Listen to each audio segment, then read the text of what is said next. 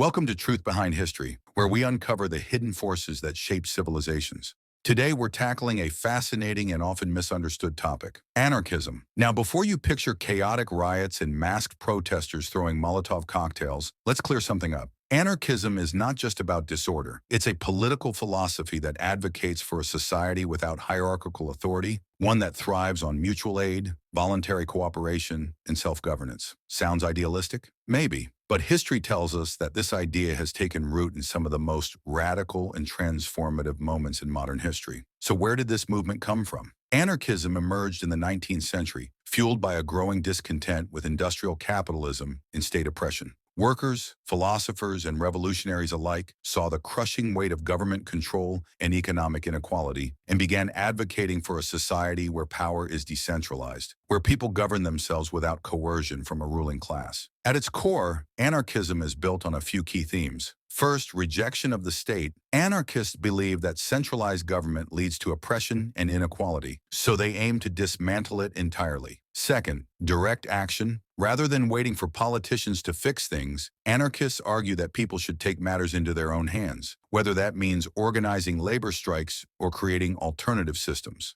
Then there's self-management. Anarchists believe that workplaces, communities, and industries should be run collectively by the people actually working in them, instead of by corporate executives or government officials. And finally, there's mutual aid. The idea that society should be built on voluntary cooperation, where people help one another not out of obligation, but because that's how strong communities thrive. But theory is one thing. What happens when people actually try to put these ideas into practice? That's where things get interesting. In the next section, we'll meet some of the key figures who laid the intellectual groundwork for anarchism. And trust me, these guys weren't just sitting around writing pamphlets. They were revolutionaries in every sense of the word. All right, now that we have a solid understanding of what anarchism is all about, let's talk about the people who made this ideology what it is today. Anarchism didn't just appear out of thin air. It was shaped by a handful of bold, radical thinkers who each had their own take on what a stateless society should look like. First up, we have Pierre-Joseph Proudhon, a French philosopher, and quite literally,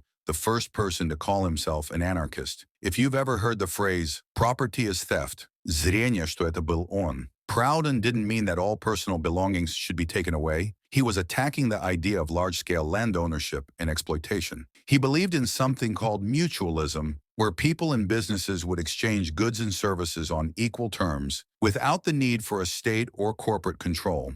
Think of it like a society based on fair trade, but without the big banks or government regulations interfering. Next, we have Mikhail Bakunin, a Russian revolutionary and honestly, one of the most intense figures in anarchist history. Unlike Proudhon, who was more about economic theory, Bakunin was all about action. He fiercely opposed Karl Marx, believing that even a communist state would become oppressive. Instead, Bakunin advocated for revolutionary anarchism, which meant organizing mass uprisings to overthrow governments and replace them with decentralized, worker-controlled systems. He was also a major advocate for direct action, the idea that real change comes from the people, not from politicians or institutions. If anarchism had a hype man, Bakunin was it. And finally, we have Peter Kropotkin, a Russian prince-turned-revolutionary who took anarchism in a different direction. Kropotkin developed the theory of mutual aid, which he used to challenge social Darwinism. While mainstream thinkers at the time believed in survival of the fittest, Kropotkin argued that cooperation, not competition, is what allowed societies to thrive. He envisioned a world where people voluntarily helped each other, not because of laws or incentives, but because it was the most natural and effective way to build strong communities. He also championed anarcho-communism, which called for a stateless society where goods were shared based on need rather than profit. These three thinkers laid the foundation for anarchist thought. But what happens when these ideas move from theory to practice? Well, in 1871, anarchists got their first real-world test with the Paris Commune, an experiment in self-governance that was as inspiring as it was short-lived. Let's dive into that next. Now let's talk about one of the first real-world attempts at an anarchist-style society, the Paris Commune of 1871. For 2 months, the people of Paris took control of their own city, rejecting the authority of the French government and trying to run things their own way. This was a bold and radical move, and while it didn't last long, it became a symbol of what anarchist governance could look like. So how did this all start? Well, in 1871, France had just suffered a humiliating defeat in the Franco-Prussian War. The national government, desperate and unpopular, retreated to Versailles, leaving Paris in a state of chaos. The working-class citizens of the city saw this as their chance to take power into their own hands, and that's exactly what they did. They established the Paris Commune, a self-governing body where decisions were made directly by the people, rather than politicians or elites. Now, what made the Commune special? First, it was an experiment in worker self-governance. The communards, what the members of the Commune were called, implemented radical policies that reflected anarchist ideals. Factories were turned over to workers, education was made free and secular, and there was a strict separation of church and state. The idea was simple. Rather than relying on a central authority, people would collectively run their own industries and services. But of course, such a revolutionary experiment wasn't going to be tolerated for long. The French government, now safely in Versailles, saw the Commune as a threat. They sent in troops, and what followed was brutal suppression. Over the course of what became known as the Bloody Week, government forces crushed the Commune in one of the deadliest crackdowns in French history. More than 20,000 communards were killed, and the dream of an anarchist-run Paris was violently put to an end. Despite its tragic ending, the Paris Commune became a lasting symbol for anarchists and revolutionaries around the world. It proved that ordinary people could take power into their own hands, at least for a time. And the ideas it introduced, worker-run industries, self-governance, direct democracy, would go on to inspire later anarchist movements. One of those movements happened in Ukraine in the early 20th century, where an anarchist army led by Nestor Makhno waged war against both the Bolsheviks and the White Army. And if you thought the Paris Commune was radical, just wait until you hear about the Makhnovshchina. Now, if you thought the Paris Commune was bold, wait until you hear about the Makhnovshchina, one of the most ambitious and chaotic anarchist movements in history. This wasn't just a brief experiment in self-governance. This was an anarchist army fighting a multi-front war in the middle of a revolution. At the heart of it all was Nestor Makhno, a Ukrainian anarchist who didn't just theorize about revolution, he led one. Makhno grew up as a poor peasant, and by the time the Russian Revolution broke out, he saw an opportunity to free the people of Ukraine from both the Tsarist system and the new Bolshevik state. Instead of supporting Lenin's centralized Soviet model, Makhno and his followers pushed for a decentralized, stateless society where peasants and workers would govern themselves. So how did they do this? Through sheer guerrilla warfare. The Makhnovists, as they were called, mastered the art of hit-and-run tactics, ambushing enemies with cavalry and mobile units that struck fast and disappeared before anyone could retaliate. Their army was made up of volunteers, peasants and workers who believed in free communes rather than a centralized government. In areas they controlled, they set up worker self-management systems where land was redistributed to local communities and decisions were made collectively. But as with most anarchist movements, the Makhnovshchina had powerful enemies. First, they had to fight against the White Army, which was trying to restore the old Tsarist system. Then they had to resist the Bolsheviks, who, despite being anti-Tsarist, were establishing their own centralized state, something the anarchists completely opposed. At first, Makhno's forces actually allied with the Red Army against the Whites. But once the Bolsheviks no longer needed them, they turned on the anarchists, crushing them in brutal fashion. By 1921, the Red Army had wiped out the Makhnovists, and Makhno himself was forced into exile. But even though the movement was destroyed, its influence lived on. The Makhnovshchina showed that anarchism wasn't just a theory, it could be a real, organized force on the battlefield. And its ideas about decentralization, direct democracy, and self-management continued to inspire future movements. And speaking of large-scale anarchist experiments, that brings us to what might be the most famous anarchist movement in history, the anarchists of the Spanish Civil War.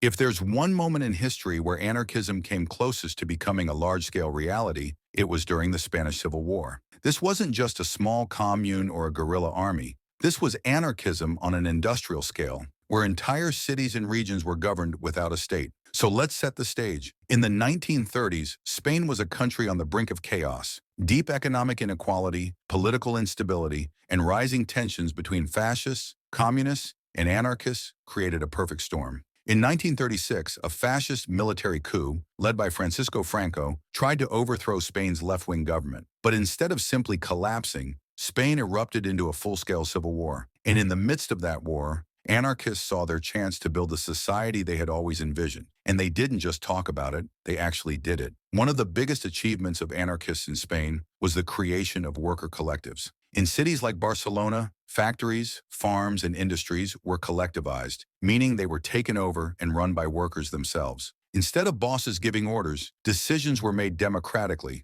with each workplace acting as its own self-governing unit. Entire industries, transportation, food production, healthcare, were managed by workers without government oversight. At the same time, anarchists formed their own revolutionary militias to fight against Franco's fascist forces. These militias weren't traditional armies. There were no ranks, no officers giving commands from the top down. Instead, they operated on voluntary participation and collective decision-making, embodying the principles of self-management even in the middle of war. But, as was the case with so many anarchist movements, internal conflicts and external pressures led to their downfall. The biggest blow didn't even come from the fascists at first. It came from Stalinist communists. See, anarchists and communists were both fighting against Franco, but the Soviet-backed communists saw the anarchists as a threat. They actively suppressed anarchist militias, dismantled worker-run collectives, and reasserted state control, weakening the anarchist cause from within. By 1939, Franco's fascists emerged victorious, and the anarchist experiment in Spain was crushed. But just like the Paris Commune and the Makhnovshchina, the Spanish anarchist movement left a lasting legacy. It proved that large-scale stateless governance was not just a utopian fantasy, it had actually functioned, at least for a time, in a highly industrialized society. And anarchism didn't die with the Spanish Civil War. In fact, its influence carried on into modern political movements. From leaderless protests to decentralized activism, anarchist principles continue to shape resistance movements today. Let's take a look at how. Now, you might be thinking, okay, anarchism had its moments in history, but what about today? Is it just a relic of the past, or does it still have influence in modern times? Well, the truth is, anarchist ideas never really went away. In fact, many social movements and activist groups today operate on anarchist principles, whether they explicitly call themselves anarchists or not. One of the most famous examples is the Occupy Wall Street movement. Back in 2011, thousands of protesters gathered in New York's financial district to take a stand against corporate greed, wealth inequality, and government corruption. But what made Occupy unique was its leaderless structure. There were no official spokespeople, no centralized hierarchy, just people organizing through direct democracy, making decisions through consensus, and rejecting traditional forms of authority. Sound familiar? That's straight out of the anarchist playbook. Then there's decentralized activism, a strategy that has been used by groups like Anonymous and Extinction Rebellion. Instead of having a rigid leadership structure, these movements allow individuals and small groups to take action autonomously while still working towards a common goal. Anonymous, for example, is a decentralized collective of hacktivists. There's no single leader calling the shots, yet their impact has been massive, targeting governments, corporations, and institutions around the world.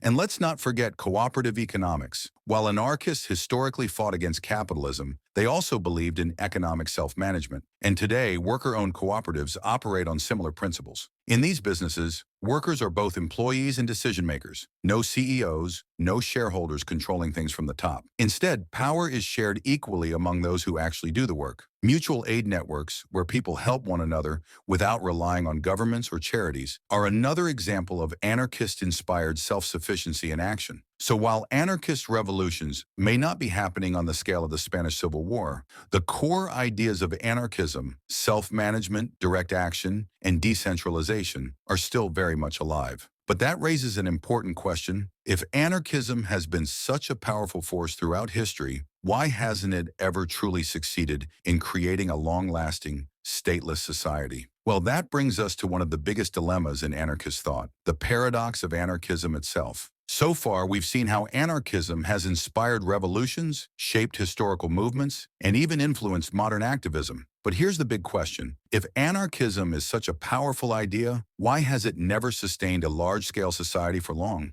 That brings us to the paradox at the heart of anarchism, the struggle between total freedom and the need for organization. On one hand, anarchists advocate for absolute liberty, rejecting centralized authority, hierarchies, and the idea of a ruling class. But here's the problem. A functioning society still needs coordination. Roads need to be maintained, resources need to be distributed, and conflicts need to be resolved. Without some form of organization, things can quickly fall apart. The challenge for anarchist movements has always been, how do you keep society organized without creating a new form of authority? Then there's the issue of resistance and repression. Every time anarchist movements have risen, they've faced intense opposition, not just from governments, but sometimes even from their supposed allies. The Paris Commune, crushed by the French government. The Makhnovshchina, wiped out by the Red Army. The Spanish Civil War, sabotaged by Stalinists before being destroyed by fascists. Anarchism, by its very nature, challenges those in power, which means those in power will do everything they can to destroy it. And yet, despite these challenges, anarchism's enduring influence is undeniable. Even though large-scale anarchist societies haven't lasted,